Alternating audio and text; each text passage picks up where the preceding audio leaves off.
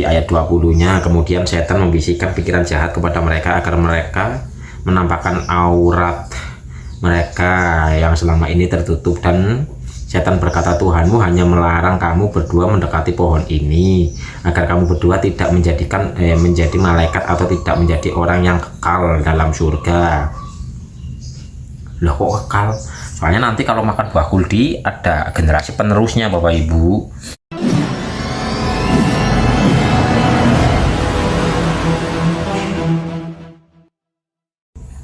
Mau nanya Mas, lebih dulu mana iblis atau manusia yang diciptakan? Tergantung dari sudut pandang yang mana. Kalau dari sudut pandang yang jazat, ya iblis dulu yang diciptakan. Kalau secara yang sejati, ya manusia dulu. Tinggal dari sudut pandang mana. Karena manusia adalah rahasianya. Karena manusia itu sebenarnya adalah titik-titik. Tapi kalau ini merujuknya kan kepada manusia yang raga ini. Ya kalau manusia yang raga ya dia dulu, karena iblis itu kan api. Sedangkan urutannya kan dalam penciptaannya kan dari cahaya nih. Dari cahaya, turun cahaya ini menjadi api, turun lagi menjadi angin, turun lagi menjadi air, turun lagi menjadi tanah. Jadi kalau dari segi pemahaman secara yang berfisik seperti ini, iblis itu lebih tua daripada manusia. Jadi iblis itu ibaratnya ya jauh lebih tua lah, jauh lebih tua. Kalau ini secara raganya ini gitu loh, secara raga ya dia yang lebih tua. Tapi kalau secara kesejatian, mau manusia itu sejatinya yo siapa? Makanya manusia adalah rahasiaku, aku adalah rahasia, dan seluruh alam semesta itu disuruh tunduk kepada manusia. Karena manusia secara tanpa tadi ngaling-ngaling adalah sensor. Disensor. Nah, ini mungkin merujuknya kepada apa ya, surat Al-Baqarah, ya. Kalau surat Al-Baqarah itu kan ada Al-Baqarah ayat berapa ya? Ntar dulu.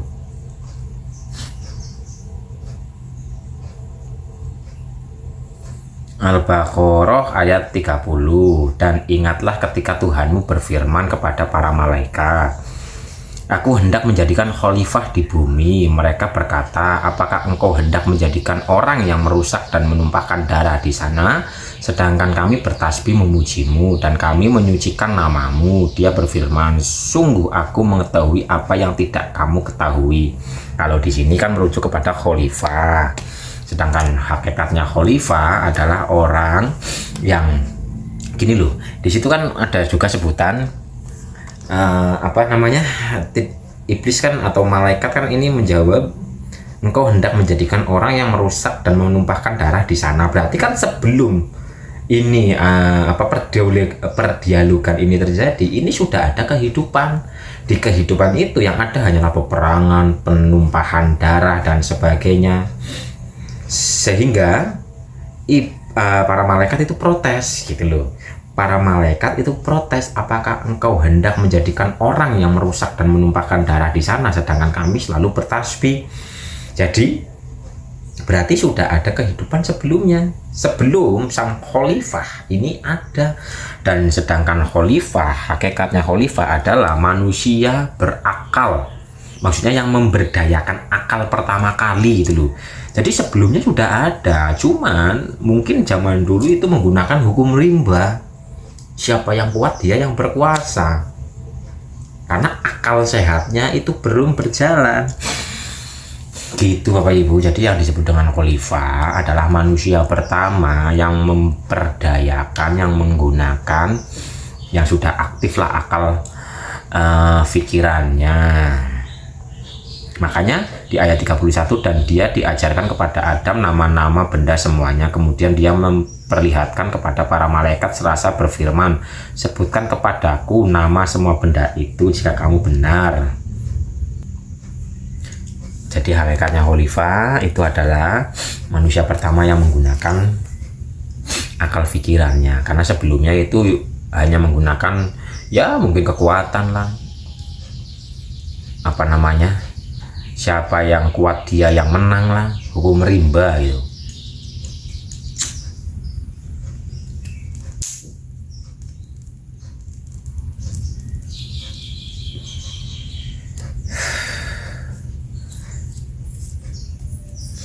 Dan kenapa sang Azazil itu tidak mau tunduk dan patuh? Karena hakikat dari manusia ini terbungkus oleh badan wadah sehingga tidak tembus ke dalamnya. Kalau umpama si Azazil ini tembus ke dalamnya, otomatis sudah jelas patuh tunduk kepada sang Adam. Karena hakikatnya Adam itu tidak ada. Adam itu kalau secara umum diartikan manusia pertama. Tapi Adam secara makna itu adalah tidak ada. Lah kalau Adam nggak ada, berarti yang ada siapa? Yang ada siapa? Itu Bapak Ibu.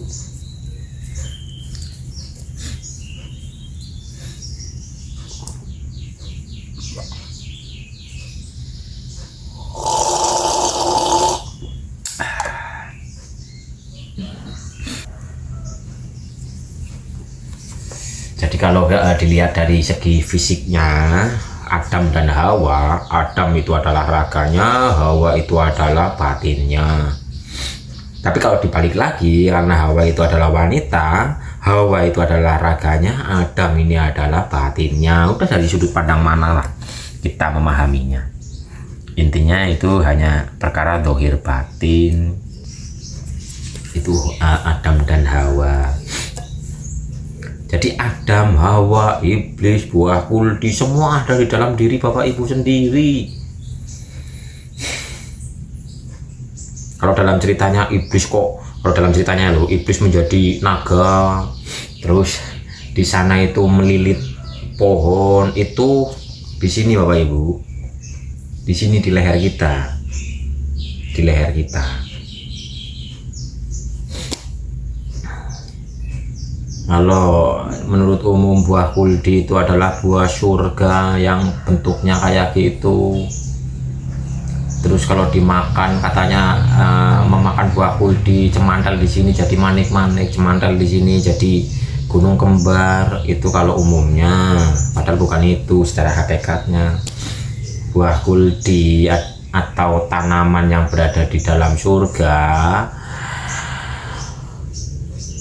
saya umpamakan itu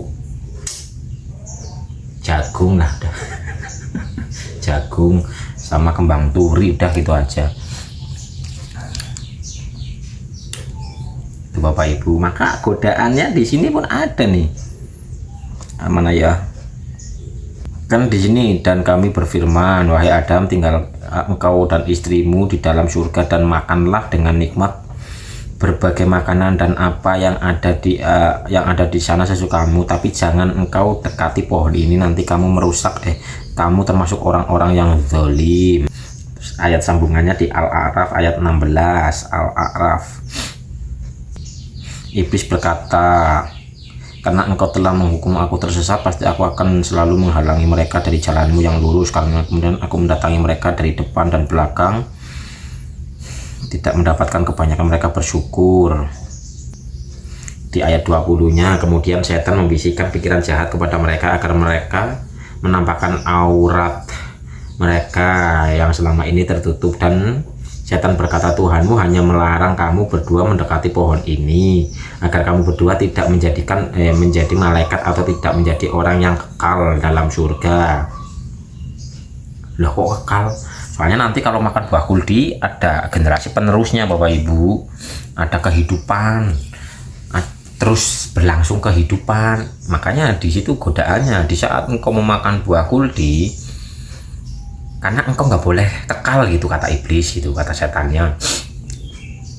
Sebenarnya buah kuldi itu ya itu. Oke Bapak Ibu, itu kalau yang secara hakikat buah kuldi itu ya itulah. Buah kuldi adalah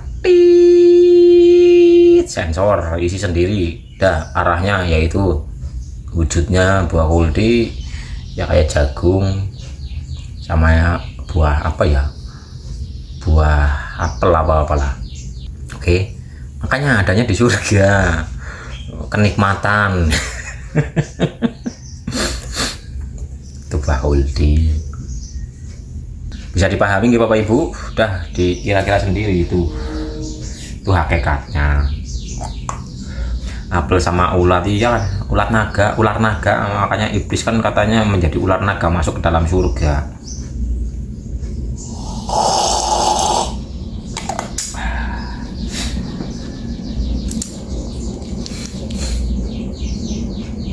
Kalau memahami itu suratnya ada di surat apa sih ya, ayat yang buah itu buah zaitun sama buah tin.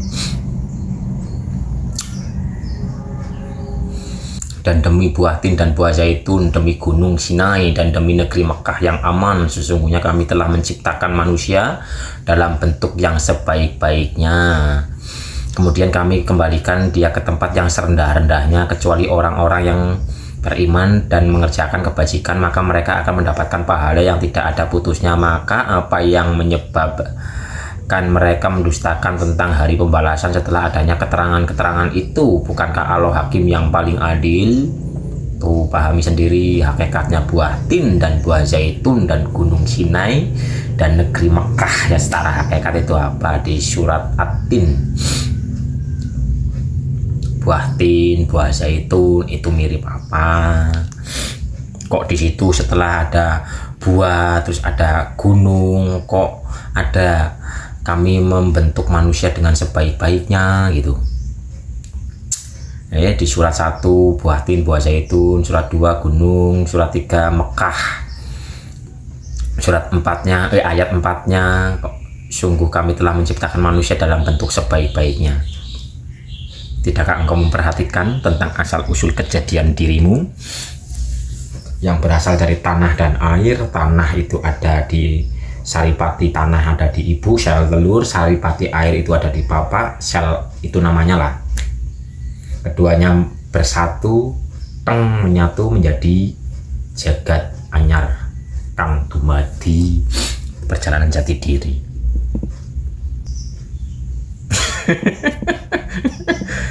Buah Huldi berarti kalau usah gamblang-gamblang udah.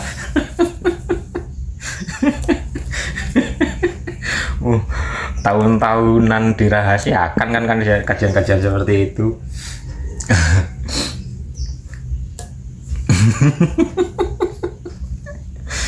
Ya intinya itulah Bapak Ibu, perhatikanlah asal usul kejadian diri.